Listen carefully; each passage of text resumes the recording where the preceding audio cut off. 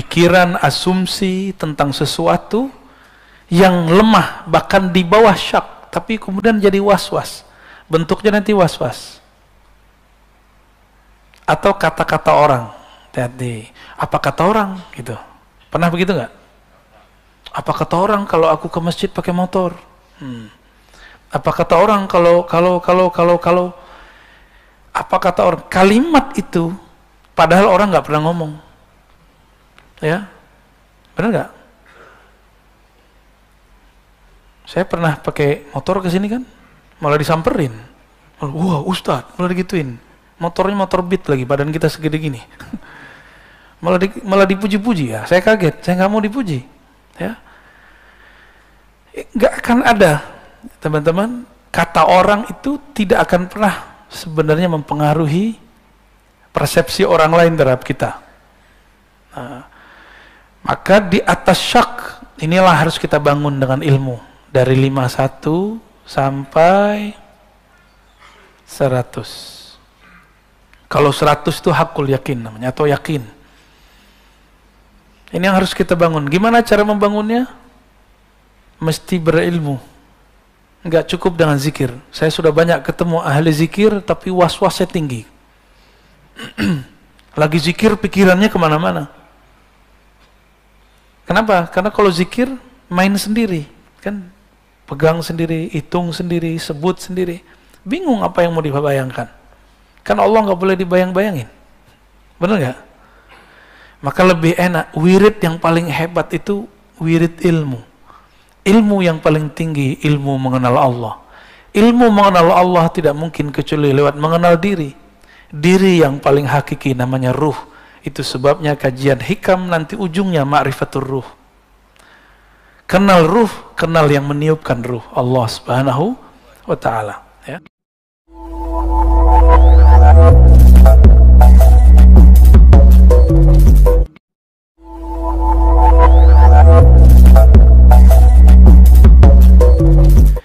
Kapan kehinaan akan muncul? Ketika ketamaan bersemi di dalam diri. Ya, ala bidri tama'in. Jika ini disemaikan ketamaan, enggak dibersihkan, justru malah disemaikan. Nah, ini yang kemudian jadi catatan Imam Ibnu Athaillah As-Sakandari, jangan pernah sama sekali merawat ketamaan. Sifat tamak jangan dirawat, gitu maksudnya. Tamak itu sifat dari hewan ternak. Makanya hewan ternak itu hina. Tapi sehina-hinanya hewan ternak seperti babi. Babi tidak pernah mengingkari takdirnya ketika dia tidur di kotorannya sendiri. Pernah nggak babi mengingkari takdirnya?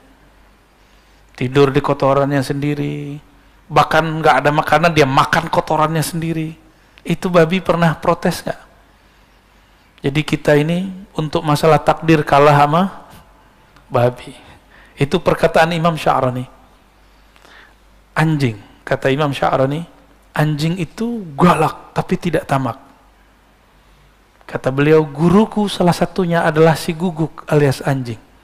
Maksudnya apa? Saya bingung. Karena dalam pikiran alam bawah sadar orang Indonesia khususnya, anjing itu najis karena mazhab Syafi'i. Tapi ternyata di mazhab Maliki tidak. Di mazhab Maliki anjing tidak najis.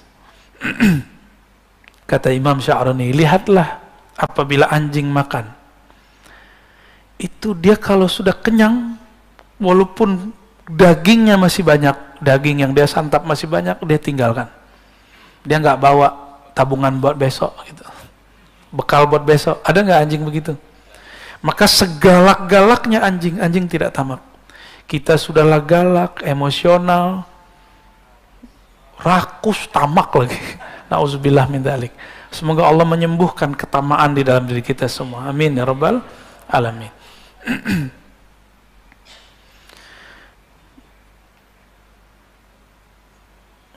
Kita masuk ke 61 ya.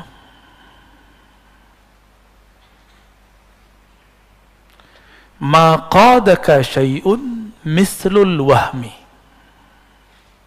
Ma qadaka syai'un mithlul wahmi. tidak adalah yang mengikatmu.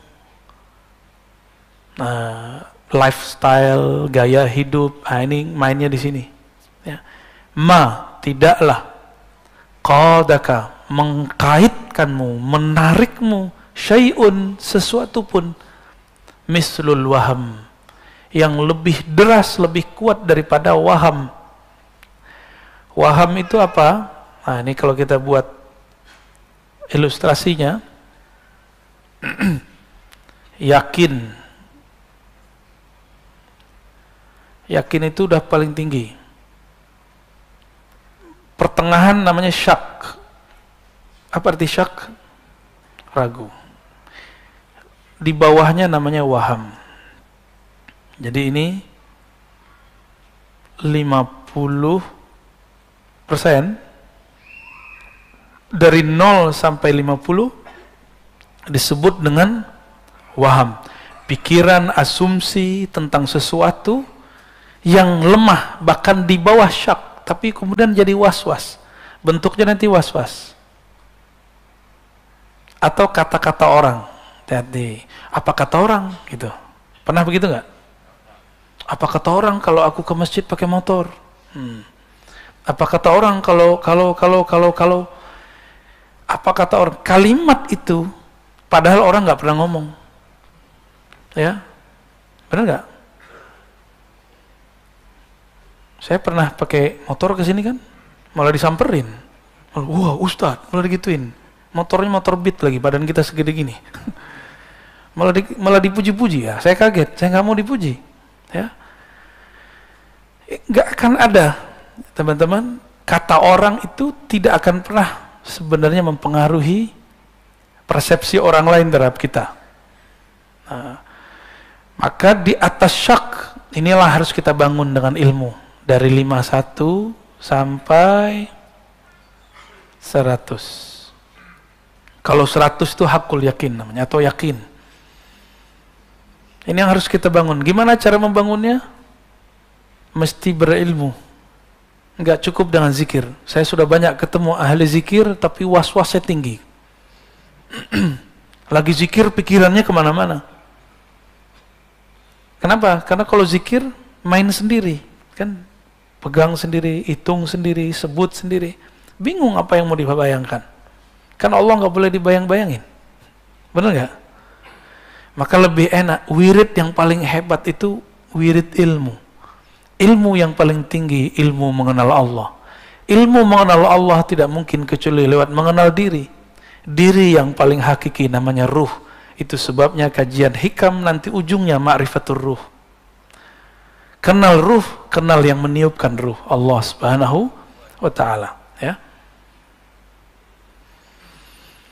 Maka mulai pagi ini, coba mulai, kalau zikir la ilaha illallah, katakan, tidak ada tempat aku menggantungkan harapan kecuali Allah. Tidak ada yang memandang kolbuku kecuali Allah. Yang memandang kolbu kita, perasaan kita cuma Allah. Hatta pasangan belum tentu memperhatikan perasaan kita. Anak-anak belum tentu memperhatikan perasaan orang tuanya. Untuk apa orang tua buat rumah besar-besar? Supaya nanti tua bareng dengan anaknya. Tapi ketika anaknya besar, anaknya buat rumah sendiri, gede juga, mikir sama lagi. Itulah anehnya manusia. Sudah kejadian setiap masa begitu, tapi kok masih diulang. Ini anehnya manusia. Pernah lihat rumah tua bagus zaman-zaman dulu? Kebayang nggak rumah tahun 50-an, 60-an itu gede-gede, tapi sekarang jadi hancur. Nggak ada penghuninya, malah jadi horor. Jadi cerita-cerita horor. Mau bikin rumah horor lagi. Ya. Jadi jangan ngikutin lifestyle, kata orang. Dan di dalam teks yang lain beliau di Hikam mengatakan min jahlil murid, ciri-ciri orang yang benar-benar jahil. Ayyatruka, dia meninggalkan yakinan ma indah, keyakinan yang ada di dalam dirinya. Kira-kira begitu kalimatnya, saya ingat. Karena apa? Karena kata-kata orang. karena kata-kata orang. Apa yang membuat public figure di Korea Selatan bunuh diri? Karena nggak tahan dihujat di sosial media. Karena kolbunya menggantung kepada wahamnya. Nah, waham ini hanya bisa dihancurkan dengan kalimat La ilaha illallah dan Allah. Allah itu diulang terus di kolbu. Maka perlu talqin zikir di situ. Carilah mursyid-mursyid ya, yang bisa mentalkinkan zikir. Semoga Allah membersihkan kolbu kita dari waham. Ya. Dan saya dari dulu mengatakan cari di luar. Karena saya tidak terima baiat. Meskipun sesekali saya terima talqin. Cuma itu tergantung mood. Mood itu kalau bahasa tasawufnya hal. Ya, kondisi rohani. Kalau kondisi rohaninya oke, kita kasih. Ini Pak Bambang berapa lama nunggu? Ada setahun. Nggak saya kasih. Tahu-tahu lagi nggak ada mengapa-ngapain, kita talqin. Dan dia merasakan nikmatnya. Ya. Antum sholat. Yang bisa merusak sholat itu waham. Waham itu yang nanti melahirkan khayal. Khayalan ini yang mengganggu pikiran dalam sholat. Sholat, tapi kepikiran, motor dikunci apa enggak? Mobil dikunci apa enggak? Itu dari waham. Ya, setannya ada tuh. Setan khusus. Kalau di wudu namanya walahan. Kalau ini namanya, ada lagi namanya. Ya, saya lupa. Ada 7 nama iblis. Kalau sekarang boleh disebut iblis berbintang 4. Jadi ada 7 tuh iblisnya. Ada iblis yang adu domba. Saud namanya. Ada iblis yang membuat suami istri, teman dengan teman, kelompok dengan kelompok, majelis dengan majelis berselisih. Itu namanya dasim. Ada rumah tangga kacau, itu dasim bekerja. Ada jamaah berselisih, itu dasim bekerja. Mohon maaf, pengurus masjid tengkar, itu dasim bekerja. Maka mengurusi masjid harus dengan prinsip ta'awuz. A'udzubillah minasyaitonir rajim. Pasti banyak kata-kata orang. Dan jangan terganggu dengan kata-kata orang. Ya. Yang mengizinkan orang itu berkata-kata siapa? Ridho enggak kepada Allah? Maka jangan pandang dia, pandanglah yang menggerakkannya, Allah Subhanahu wa ta'ala. Ini modal saya menjalani hidup. Maka wajar Allah itu, dalam hadis Nabi SAW menyebutkan iman itu 6 rukunnya. Dan kalimat percaya hanya dizahirkan di hadis yang nomor pertama dan nomor ke-6. Percaya kepada Allah, dan yang terakhir, engkau percaya kepada takdir. Mau bahagia, percaya kepada takdir Allah bahwa semua yang Allah kasih itu baik. Gak ada yang gak baik.